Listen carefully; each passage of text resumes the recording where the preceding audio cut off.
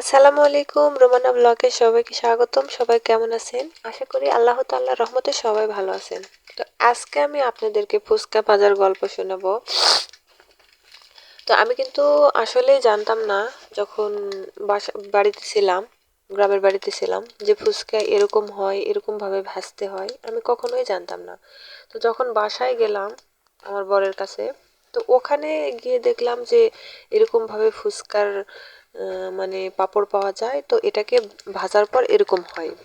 সবচাইতে বড় হাস্যকর বিষয় হলো যে এই জগতের হওয়ার পরেও আমি জানতাম না আসলে কিভাবে ভাজতে হয়।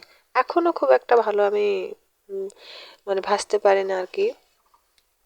তো এরকম ভাবে শুধু আমি নয়, আমার গ্রাম, মানে কি আর বলবো, আমাদের গ্রামের অনেকে আছে যে এরকম জানি না আমরা। আমার শাশুড়ি থেকে শুরু করে চাচা শাশুড়ি, জেঠা শাশুড়ি, এরা সবাই বলতো, নাম শুনেই ওরা হাসতো যে ফুচকা আবার কি, ফুচকা আবার কি।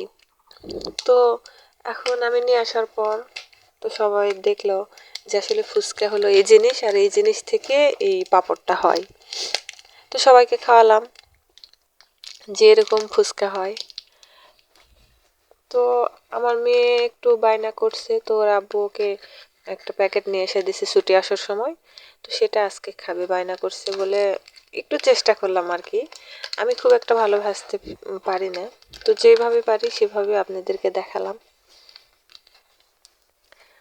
তো ভাজতে গেলে আমার কোনো পাঁপড় ফুলে, কোনো পাঁপড় ভালো ফুলাতে পারি না।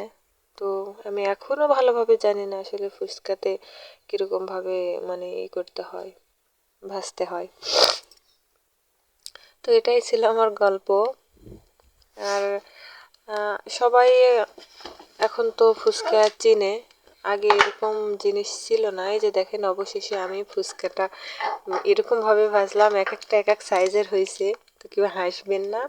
সঙ্গে একটু আলুর চিপস মানে ভাজলাম আর কি, শুকিয়ে রাখছিলাম, তো ওর সঙ্গে একটু ভাজলাম। আমার মেয়ে খাওয়া বায়না করছে, এই জন্য। সবাই ভালো থাকবেন, সুস্থ থাকবেন, শুভকামনা রইল সবার জন্য।